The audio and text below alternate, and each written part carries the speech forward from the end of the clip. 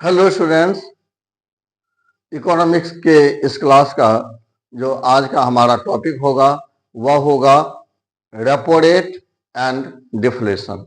ठीक है, यानी इस वीडियो में हम आपको इस बात की जानकारी देंगे कि अगर कंट्री के अंतर्गत अगर इकोनॉमी में अगर डिफ्लेशन की स्थिति मौजूद है, अगर डेफिशिएंट डिमांड की स्थिति मौजूद है, तो ऐसे में जो आरबीआई है वह रेपो रेट का किस प्रकार से यूज करके डेफिशिएंट डिमांड या डिफ्लेशन की स्थिति को दूर करेगा या कंट्रोल करेगा।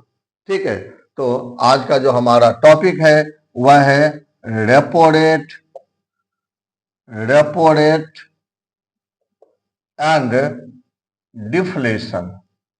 ठीक, रेपो रेट एंड डिफ्लेशन। अब डियर स्टूडेंट्स, मैं आपको बता दूं कि रेपो रेट क्या होता है। देखिए, रेपो रेट का जो फुल फॉर्म है वह है रीपरचेजिंग रेट। नोट कर लीजिए, रेपो रेट का जो फुल फॉर्म है वह है रीपरचेजिंग। ठीक है, रीपरचेजिंग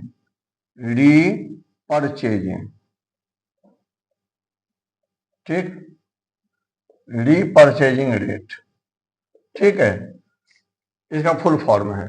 तो अब इसकी मीनिंग मैं आपको बता देता हूं कि रेपो रेट की क्या मीनिंग होती है।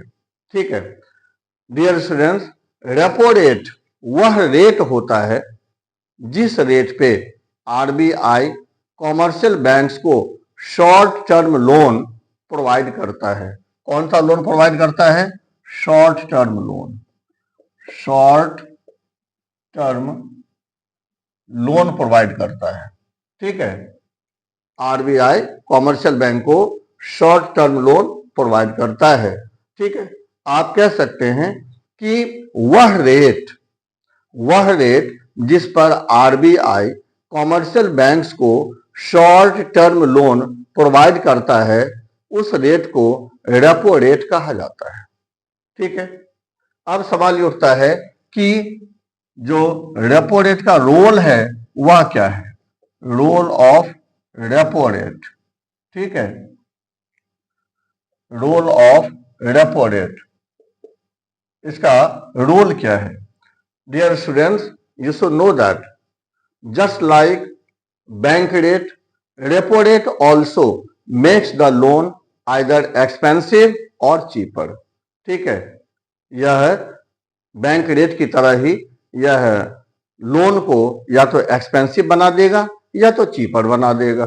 क्लियर? अच्छा, अब सवाल उठता यह है कि लोन किस समय कैसी स्थिति में वह एक्सपेंसिव हो जाएगा एंड किस समय कैसी स्थिति में वह चीपर हो जाएगा। तो मैं आपको बता दूं कि जो रेपो रेट है अगर आरबीआई के द्वारा बढ़ा दिया जाता है तो लोन एक्सपेंसिव हो जाता है, जो शॉर्ट टर्म लोन है वह एक्सपेंसिव हो जाता है।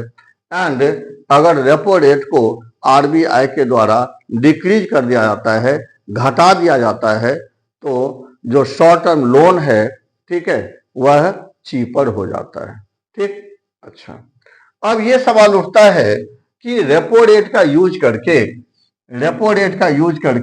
यह इन्फ्लेशन को रेपो रेट का यूज करके यह डिफ्लेशन को किस तरह से कंट्रोल करेगा। रेपो रेट का यूज करके आरबीआई डिफ्लेशन को किस तरह से कंट्रोल करेगा, सवाल यहां पर खड़ा होता है। ठीक, तो मैं बता दूं आपको कि जैसा कि आप जान चुके हैं कि डिफ्लेशन की स्थिति तब होती है खास तौर से जब लोगों के पास परचेजिंग पावर नहीं होता एंड उनके द्वारा जो डिमांड क्रिएट होना चाहिए, ठीक है, वह डिमांड क्रिएट नहीं हो पाता। ठीक है, एंड ऐसी स्थिति में जो गुड्स एंड सर्विसेज हैं तो उसकी कीमत जो है वह कम होती जाती है, घटती जाती है।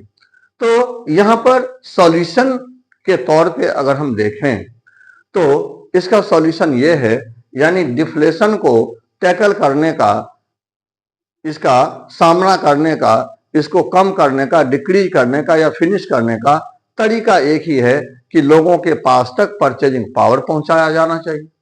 ठीक है, तो इस पर्पज से, यानी कि लोगों के पास तक अधिक से अधिक परचेजिंग पावर कैसे पहुंचे, तो उसके लिए क्या किया जाता है, रेपो रेट को आरबीआई के द्वारा कम कर दिया जाता है।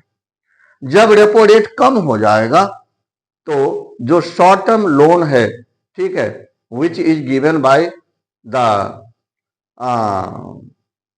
RBI to the commercial bank, ठीक, तो यह क्या होगा, यह सस्ता हो जाएगा। सही है, जब लोन सस्ता हो जाएगा, ठीक, तो कॉमर्शियल बैंक्स के द्वारा जो लोन अब लोगों को दिया जाएगा, ठीक है, तो उसका डिमांड ज्यादा से ज्यादा होने लगेगा। ठीक, एंड जब लोन का डिमांड ज्यादा से ज्यादा होगा तो कॉमर्शियल बैंक जो है, commercial bank will become able to advance more and more loan to the general people, and in this way the general people will get more and more purchasing power।